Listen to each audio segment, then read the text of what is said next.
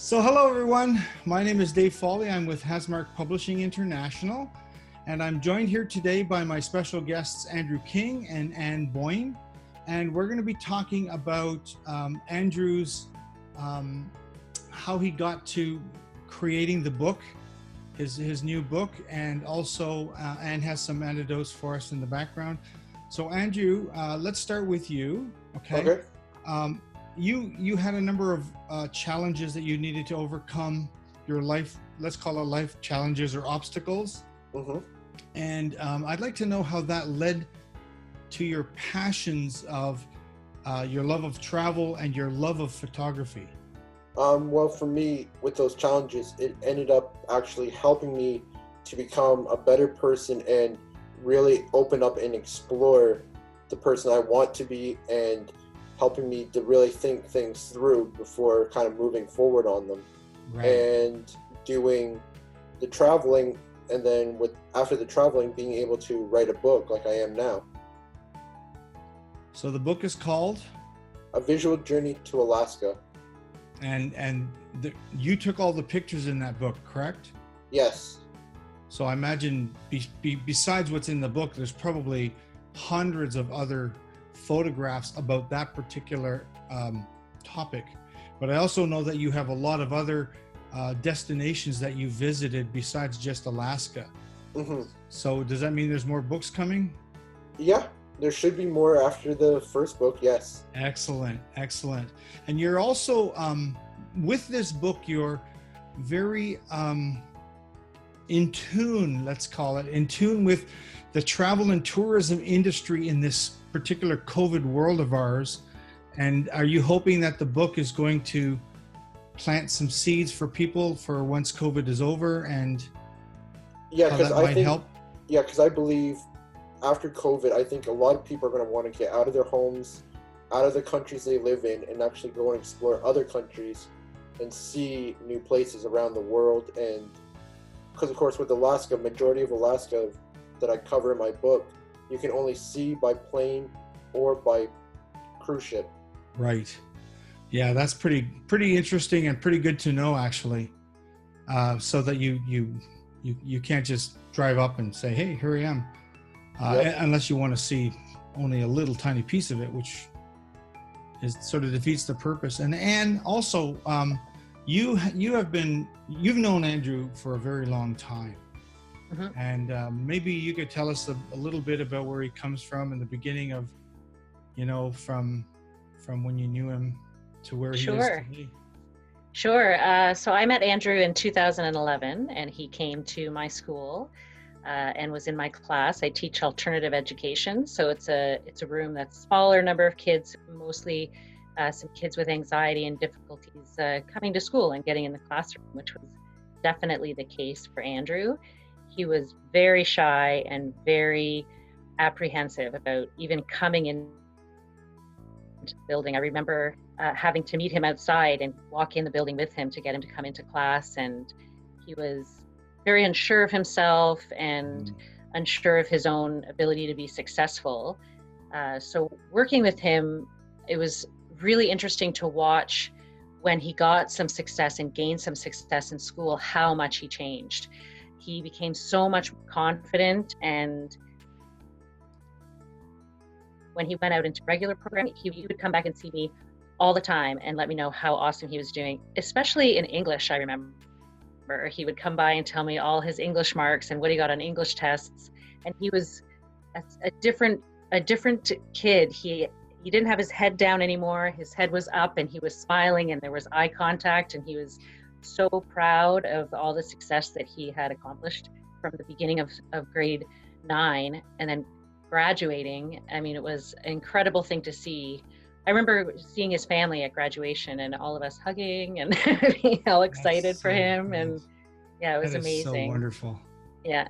And when he emailed me and told me that he had written this book, I was shocked. I was like, holy cow, you wrote a book? Oh my gosh, I can't believe it. Yeah. And he went off to college all by himself in BC, which was also a huge accomplishment for him. out there by himself and navigating a new province alone is unbelievable success for him, and it's inspiring that he accomplished all of that. Well, for all the people that are watching this video, I can tell you, being in the publishing world, one of the most important factors that we see all the time, almost every author has, is the fear of putting themselves out there, their work. We call it the fear factor. And so when you take the pictures, and it's your pictures, it's your photography, it's your words in your book, Andrew's really putting himself out there.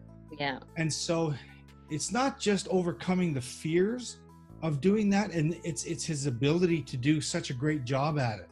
Right. And it's like he's a role model for other authors. Right. To just go do it, Yeah, for sure. Just follow what you love. I know. It's amazing to see, and I'm so proud of Andrew, and he should be so proud of himself. Facebook Lives. Yeah. It's crazy. So talk about fear, that most people struggle with that so much. Yeah. And it's wonderful. I agree with you. I haven't known him very long, but obviously, working with him, it's so wonderful to see that he's conquered his fears totally. Yeah, he's squashed them. They are far in the distance now. That's right. Yeah. That's excellent. Yeah. So Andrew, how do you feel now that you are, from where you were and from when you first met Anne and kind of your head down and too shy to come into the school and stuff like that, to where you are today? You're getting on planes by yourself, you're going on trips, you're writing books, you're doing Facebook Lives and interviews and such. How does that make you feel? I think it's a big promising thing, because it just shows that anybody can go from, as in my perspective, was a student who struggled, to now someone who's can be really independent and travel the world and write books, and being able to then go to the world with it and show, hey, here's where I came from, and here's where I am now. That's quite the success story. We all support you. We all totally believe in you, and we're all very impressed and very amazed. So that's awesome. True success story, Andrew. Yeah. You've done an amazing job and accomplished so much, totally. And you have so much more to do. You're still so young. Yeah. Yeah. And I like to say too that if it wasn't for Miss Boyne and Miss Powers, who was another teacher that helped me out during high school, I don't think I would be where I am today. Yeah. We hear that so often, especially in this COVID world of ours now, where people are being homeschooled and such.